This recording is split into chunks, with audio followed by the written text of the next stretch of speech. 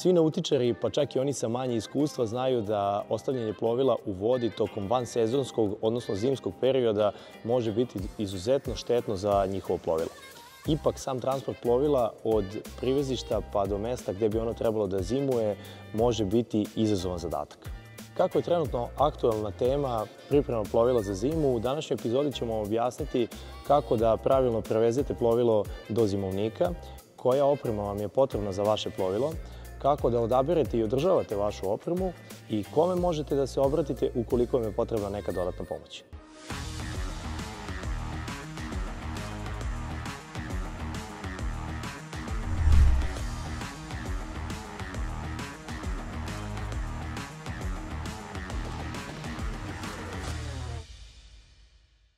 Ostavljanje plovila u vodi tokom zimskih meseci može izazvati brojne probleme. Led, talasi i niske temperature koliko mogu da oštete trup vašeg plovila i sam njegov pogonski sklop, isto tako mogu izazvati osmozu, odnosno bolest plastike na polijesterskim trupovima ili čak koroziju na čeličnim trupovima. Zbog svega ovoga izuzetno je važno da se plovilo pravilno izvadi iz vode i obezbedi na suvom mestu. A ukoliko niste sigurni kako bi to sve trebalo da izgleda, možete pogledati jednu od prethodnih epizoda našeg video serijala gdje smo detaljno objasnili temu izvlačenja plovila iz vode. Za transport plovila do željene adrese potrebna vam je pre svega odgovarajuća prikolica za vaše plovilo. A kako biste bili sigurni koja je to prikolica odgovarajuća za vaše plovilo, mi ćemo vam ispričati kompletno sve prikolice od Marine 750 pa sve do Marine 3500. Najmanja prikolica za plovila, odnosno za jet skije, bi bila Marine Jet, a najmanja za čamce Marine 750 koju imate prilike vidite ovdje. Marine 750 ima bruto nosivost od 750 kg. Šta bi trebala znači bruto nosivost? Znači, bruto nosivost je ukupna masa koliko prikolica može da nosi na sebi. Znači, tu se računa i njena sama težina. To bi u ovom slučaju značilo da ona može korisno da nosi plovilo od 500-550 kg. A ukoliko uzimamo u obzir veličinu samog plovila, to su plovila do 5,5-6 metara maksimalno. Sljedeća prikolica koju imamo u ponudi je Marine 1300. Ova prikolica već ima i naletnu kočnicu za razliku od prikolice 750. Iako su im konstrukcije manje više slične, sa dodavanjem kočione rude nosivost ove prikolice se povećava na 1300 kg i ona može da prevozi plovila sve do 6,5-6,7 metara dužine. Posle toga imamo prikolicu Marine 1800 koja je konstruktivno dosta drugačija od prethodne dve prikolice. Ona ima takozvani V prihvat rude koji je znatno čvršći nego klasičan prihvat na cev.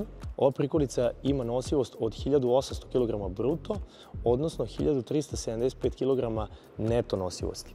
I dalje pričamo o prikolicama sa jednom osovinom. Marine 1800 je prikolica koja može da primi plovila do 7 metara dužine i do njihove mase od 1375 kg, jer je to njena neto nosivost, a bruto iznosi 1800. Prva prikolica u našoj ponudi koja ima dve osovine je Marine 2700. Kako su sada prikolice sve manje više slične, odnosno imaju iste karakteristike po pitanju kočione rude, konstrukcije, ovdje je jedina razlika u toj dodatnoj osovini.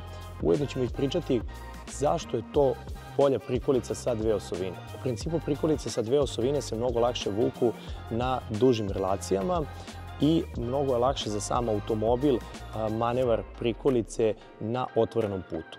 Naravno, one imaju i svoju manu, a to je mnogo teže u parkiranje i manevrisanje prikolicom na manjoj brzini, jer imamo dve osovine koje su usko postavljene, za razliku kada imamo jednu osovinu i prikolicu malte ne možemo oko jednog točka da rotiramo u krug.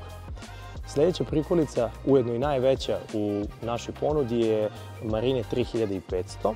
Marine 3500 je najveća prikolica koju možete kupiti za vaše plovilo i da tu prikolicu vučete sa jednim automobilom, jer veće prikolice od ove zahtevaju da se vuku kamionom, odnosno nije ih moguće vući sa bilo kojim automobilom koji postoji. Marine 2700 i 3500, kao što možete vidjeti, su maltene identične prikolice. Jedina razlika je u njihovoj dužini i u nosivosti njihovih osovina, što nam govori da prikolica 2700 može da nosi plovila do 8 metara i negde oko 2000 kg njihove mase, dok Marine 3500 može da nosi plovila do 9 metara dužine i mase do 2700 kg.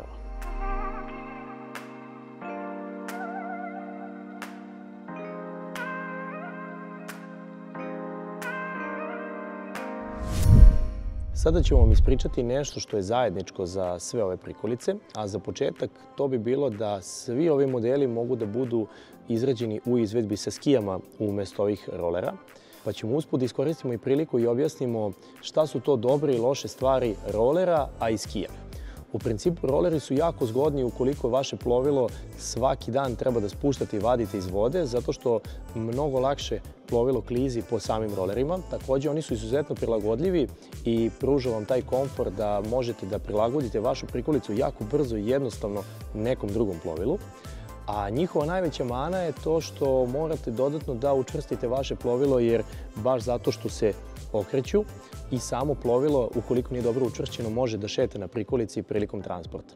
Također, roleri nisu baš pogodni za neke velike distance transportovanja plovila, jer imamo poprilično tačkasto oslanjanje samog plovila za razliku od skija gdje je to oslanjanje na mnogo većim površinama.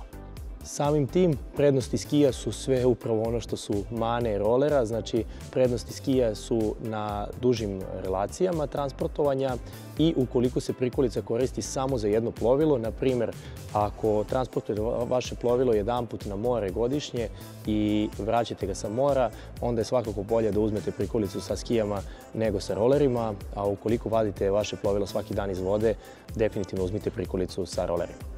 Također, sve ove prikolice mogu biti odrađene i u izvedbi sa LED instalacijom, odnosno prikolice 1800, 2700, 3500 već dolaze u standardu sa LED instalacijom u našoj ponudi, a prikolice manje od 1800 dolaze u standardu sa klasičnom instalacijom sijalica, gdje može da se nadogradi instalacija na LED osvetljenje.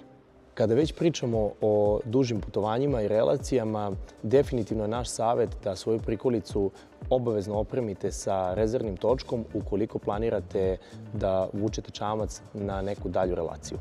Sad, pošto smo ispričali neke sličnosti i razlike na svim ovim prikolicama, napomenuo bih još kako bi to pravilno trebali da odlažete svoju prikolicu i plovilo na njoj u letnjem, a i zimskom periodu. Ako pričamo o odlaganju prikolica u letnjem periodu, kada vam je plovilo u vodi, a prikolicu ostavljamo negdje na parkingu, jako je bitno da napomenemo da ni slučajno ne povlačite ručnu kočnicu, jer može doći do takozvanog ribanja kočionih čeljusti u dobošu. Šta se dešava tom prilikom? Bukvalno moramo da demontiramo ceo točak, moramo da demontiramo kompletan doboš i da probamo da odglavimo kočnicu koja je zarađala, odnosno korodirala, jer smo prikolicu stavili u vodu, izvukli i povukli ručnu kočnicu. Tako da, ukoliko vam prikolica stoji na parkingu, a taj parking nije baš potpuno ravan, potrudite se da obezbedite sa nekim klocnovima ispod točkova, a ni slučajno nemojte da povlačite ručnu kočnicu.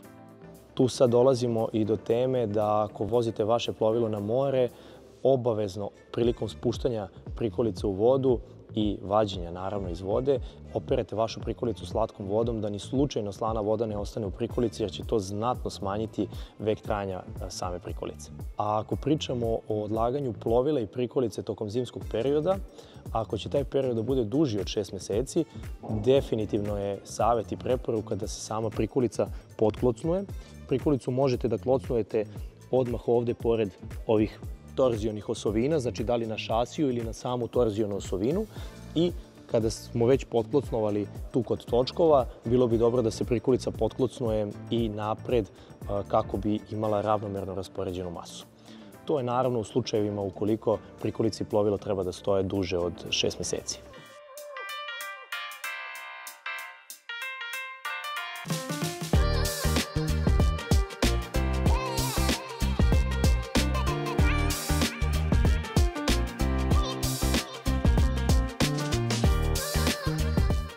Iako su prikolice dosta jednostavnije konstrukcije od drugih vozila, one itekako zahtevaju svoje redovno održavanje i servis.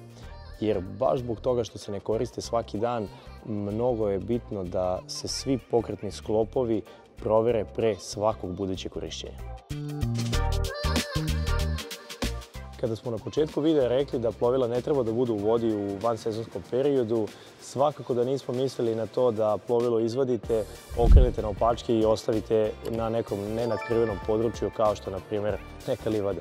Jer na taj način plovilo je i dalje izloženo spoljnim uticajima i baš zbog tih spoljnih uticaja vaše plovilo i dalje propada znatno brže nego kad se nalazi u nekom nadkrivenom prostoru. Ukoliko nemate nikakav nadkriven prostor gdje biste mogli da odložite vaše plovilo, kao što je na primjer neka garaža ili zimovnik, uvijek nam se možete obratiti jer zimovnik je upravo jedna od usluga koje nudimo. Osluškujući potrebe vas, naših klijenata, napravili smo potpuno novu halu i na taj način proširili kapacitet naših zimovnika za dodatnih 200 plovila. Sve naše hale posjeduju fizičko i tehničko obezbeđenje 24 sata, protivpožarne kao i alarmne sisteme. Ukoliko i dalje imate problem oko transporta, pranja, izvlačenja, konzervacije samog plovila i svih onih usluga koje dolaze pre samog smeštanja plovila u zimovnik, budite slobodni da nam se obratite jer upravo su sve ovo usluge koje nudimo. Bez obzira da li želite da smestite plovilo u naš zimovnik ili neki vaš objekat, naš tim je tu da vam pomogne u svakom koraku.